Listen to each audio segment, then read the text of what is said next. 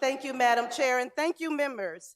I rise today not only to ask for my colleagues' support in dedicating September 7th, 2019 as Great Lakes St. Lawrence Appreciation Day, but to inform some and remind others of our spectacularly amazing Great Lakes and St. Lawrence River.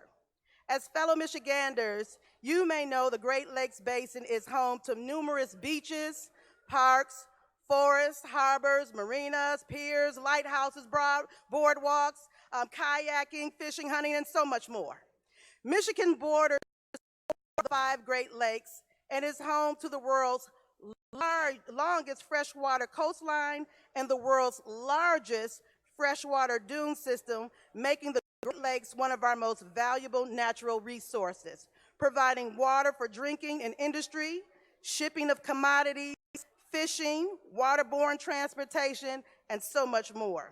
Equally important is our sister river, the St. Lawrence River, which is the largest river in North America, which together with the Great Lakes form a hydrographic system that penetrates over 3,000 kilometers or 1,900 miles, which the flow of Lake Ontario and passes through several towns and cities in Quebec and Ontario before emptying to the Gulf of St. Lawrence. The St. Lawrence River drains an area, including the Great Lakes, of over 520,000 square miles, of which 324,000 of those miles is in Canada and the rest in the United States. And the St. Lawrence River was an important source of whales for the Basques who settled at the St. Lawrence Gulf in late 16th century.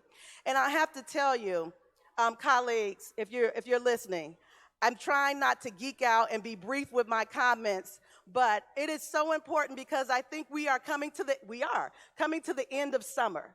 And a lot of us spent a lot of time on the water, in the beach, in our cabins up north, and on rivers.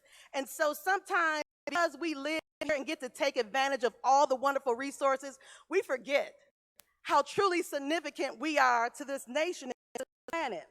And so I just have a few facts I wanted to share with you. And so here's some that you may not know. Our peninsula, or you may know, because you're Michiganders, our peninsula is home to 1/5 of the freshwater surface on the planet at 6 quadrillion tons. As you know, that lakes, you can put all the other lakes in Lake Superior, plus 4 the size of Lake Erie, and it can all fit. That's significant. Or that if you were able to remove all the water from the Great Lakes and spread it evenly across the United States, the entire country would be covered with 10 feet of water. How dope is that?